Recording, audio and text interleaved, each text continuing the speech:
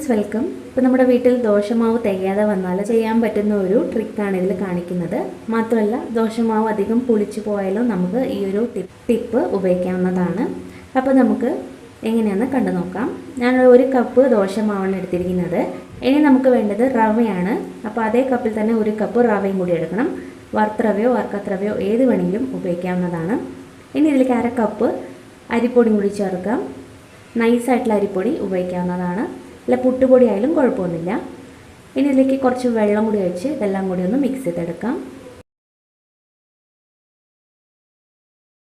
അരിപ്പൊടി അതുപോലെ തന്നെ വറുത്തതോ വറുക്കാത്തതോ ഏത് വേണമെങ്കിലും ഉപയോഗിക്കാം. കുറച്ച് തരിയുള്ള അരിപ്പൊടി ആയാലും കുഴപ്പമൊന്നുമില്ല. അപ്പോൾ നന്നായിട്ട് ഇതൊന്ന് മിക്സ് ചെയ്ത് കൊടുക്കുക. വെള്ളം പോരാൻ തോന്നിയാൽ കുറച്ചും കൂടി വെള്ളം കൂടി ഒഴിച്ചിട്ട് നമുക്കിതൊന്ന് മിക്സ് ചെയ്തെടുക്കണം.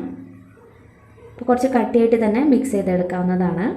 അപ്പോൾ ഇതുപോലെയാണ് മിക്സ് ചെയ്തിരിക്കുന്നത്. ഇനി ഇതൊരു 10 മിനിറ്റ് നേരത്തേക്കൊന്ന് മാറ്റി വയ്ക്കാം. അപ്പോഴേക്കും റവ നന്നായിട്ട് കുതിർന്ന് കിട്ടും. അതിന് വേണ്ടിയിട്ടാണ്. ഒരു 10 മിനിറ്റ് വെച്ചാൽ തന്നെ മതി.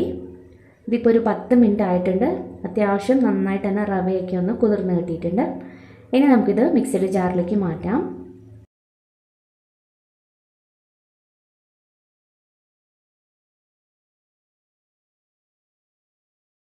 ദോശമാവും കൂടി ഇതിലേക്ക് ഒഴിച്ചു കൊടുക്കാം. ഇനി ഇതെല്ലാം കൂടി നല്ലപോലെ ഒന്ന് അരച്ചെടുക്കണം. റവയൊക്കെ നന്നായിട്ട് തന്നെ അരിഞ്ഞ് കിട്ടണം.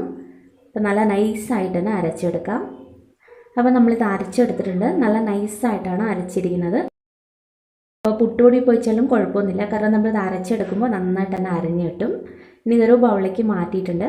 ഇത് അത്യാവശ്യം കട്ടിയായ കാരണം കുറച്ചും കൂടി വെള്ളം ചേർക്കുന്നുണ്ട്. അതിനുശേഷം നമ്മുടെ ദോശമാവിൻ്റെ പരത്തിൽ അഡ്ജസ്റ്റ് ചെയ്തെടുത്താൽ മതി. ഉപ്പ് നമ്മൾ നേരത്തെ ദോശമാവിൽ ചേർത്തതാണ്. പോരാൻ തോന്നിയാൽ കുറച്ച് ഉപ്പും കൂടി ഈ സമയത്ത് ചേർക്കാം. അപ്പോൾ ഇതിലേക്ക് ഇനി ബേക്കിംഗ് സോഡ ഒന്നും ചേർക്കാതെ ഞാൻ കാണിക്കുന്നുണ്ട്. അപ്പോൾ ബേക്കിംഗ് സോഡ ചേർത്തിട്ടും കാണിക്കുന്നുണ്ട്. ഇപ്പോൾ 2 രീതിയിലും നമുക്ക് ഉണ്ടാക്കാം. ഇതിപ്പോൾ ബേക്കിംഗ് സോഡ ഇല്ലാതെയാണ് കാണിച്ചിരിക്കുന്നത്.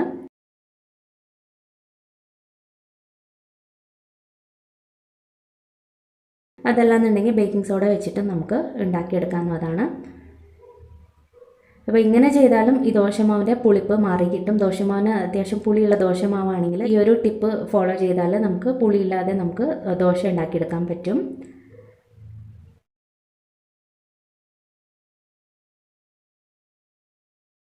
ഇപ്പോൾ ബേക്കിംഗ് സോഡ ചേർത്തിട്ടാണ് ഈ ഒരു ദോശ കാണിച്ചിരിക്കുന്നത്.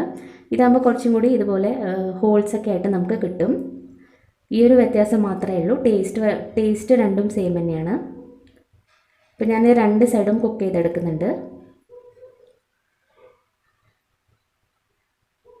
ഇനി മറ്റൊരു ടിപ്പ് എന്ന് വെച്ചാൽ, പുളിച്ച ദോശമാവിലേക്ക് തന്നെ നമ്മൾ കുറച്ച് സവാളയും പച്ചമുളകും ഇഞ്ചിയൊക്കെ ചെറുതായിട്ട് കട്ട് ചെയ്ത് ചേർത്തിട്ട് ദോശ ഉണ്ടാക്കാം. അങ്ങനെ ആകുമ്പോൾ ആ ഒരു പുളിപ്പ് നമുക്കറിയില്ല.